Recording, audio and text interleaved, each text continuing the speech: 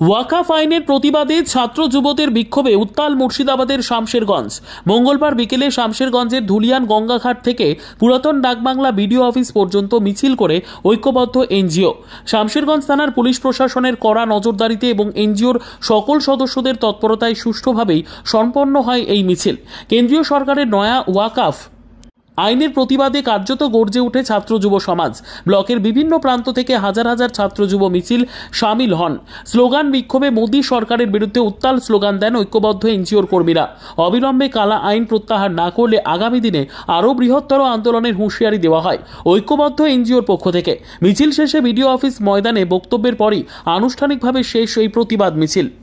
এই শামশেরগঞ্জ ঐক্যবদ্ধ এনজিওর ডাকে আজকের যুব সমাজ মিলে যে আমরা র্যালি করলাম তাতে সুন্দরভাবে আমরা সম্পূর্ণ করতে পেরেছি।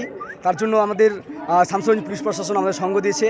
আমরা আজকের র্যালিতে ধন্য আর কি মূল দাবিটা কি আপনাদের? আমাদের মূল দাবি যে কেন্দ্রীয় সরকারের কালাকানুন ওয়াকাফ বিল যারা গভীর রাত্রে অন্যায়ভাবে পাস করেছে, সেই ওয়াকাফ বিল প্রত্যাহারের দাবিতে আজকের শামশেরগঞ্জ ঐক্যবদ্ধ এনজিও লড়ছে, যাতে কেন্দ্রীয় সরকারের যে কালাকানুন ওয়াকাফ বিল তা লঙ্ঘন হয়। সারা কেমন ছিল আজকের সারা আমাদের কল্পনার বাইরে সারা, যারা আমরা আশা করেছিলাম তার চেয়ে বেশি লোকের জামায়াত হয়েছে এবং সবাই চায় যে ওয়াকাফ বিল যেন প্রত্যাহার করে কেন্দ্রীয় সরকার। আজকে আমাদের র্যালি হলো ধুলিয়ান গঙ্গাঘাট থেকে ডাকবাংলা বিডিও অফিস ময়দান পর্যন্ত। যদি আগামী দিনে প্রত্যাহার না করে এই আইন, তাহলে কি পরবর্তীতে আবারও পথে নামবে ঐক্যবদ্ধ এনজিও? যদি আগামী দিনে প্রত্যাহার না করে তাহলে এই শামশেরগঞ্জ ঐক্যবদ্ধ এনজিও আবারও পথে নামবে। আমাদের এই ধুলিয়ান সহ আমাদের শামশেরগঞ্জ আমাদের জেলা সম্প্রীতির জেলা। আমরা হিন্দু মুসলিম ভাই ভাই একে অপরের সঙ্গে মিলেমিশে থাকতে চাই। যেমন কৌস্তব বাগচি বলেছিল আমরা সম্প্রীতির দোকান খুলে রাখিনি, যেমন শুভেন্দু অধিকারী বলেছিল আমরা হিন্দুর বাচ্চা। আমরা তাদেরকে বলবো আমাদের ধুলিয়ান আসুন, আমাদের এই ধুলিয়ান সম্প্রীতির শহর, আমাদের এই ধুলিয়ান সম্প্রীতির জায়গা। আমরা সবাই হিন্দু মুসলিম শিখ কৃষ্ণ একে অপরে মিলেমিশে চলি এবং আজকের এই আন্দোলনে মুসলিমদের পাশাপাশি বিভিন্ন ধর্মের লোক আমাদের সামিল দিয়েছে এবং এই আন্দোলনকে সফল করেছে। আপনার পরিচয়? আমি কাউসার আলী, ঐক্যবদ্ধ এনজিওর একজন সদস্য। হ্যালো ফ্রেন্ডস, আমি ডক্টর মোহাম্মদ জাকিরুল ইসলাম। আজকে আপনাদের সাথে শেয়ার করব একটি নার্ভ কমপ্লেনের পেশেন্টের। আমার পাশে যিনি বসে আছেন উনি নার্ভের সমস্যায় ভুগছিলেন, সঙ্গে শরীর দুর্বল, দীর্ঘ 5 বছর ধরে উনি ভুগছিলেন। বিভিন্ন জায়গায় দেখিয়েছিলেন, কোথাও তিনি আরোগ্য হননি। অবশেষে তিনি হ্যানিম্যান হোমিওপ্যাথিতে আসেন এবং 1 মাস চিকিৎসার পর এখন তিনি সম্পূর্ণরূপে সুস্থ আছেন। আমরা পুরো ঘটনাটা রোগীর মুখ থেকে শুনব। এখানে কতদিন আগে আপনি এসেছিলেন? মাঝখানে। কি সমস্যা নিয়ে এসেছিলেন?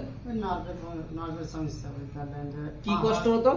অনেক ব্যথা হতো, বুঝতে পারলেন, এতটা ব্যথা যেরকম মানুষের হাড্ডি ভেঙে গেলে যে ব্যথাটা হয় ওই ব্যথাটা হতো। আচ্ছা, আপনার ধরে যে আমি বেশি হাঁটাফেরা করতে পারতাম না, কোনো কাজ কাম ভালো করতে পারতাম না, তুরন্ত থেকে যেতাম।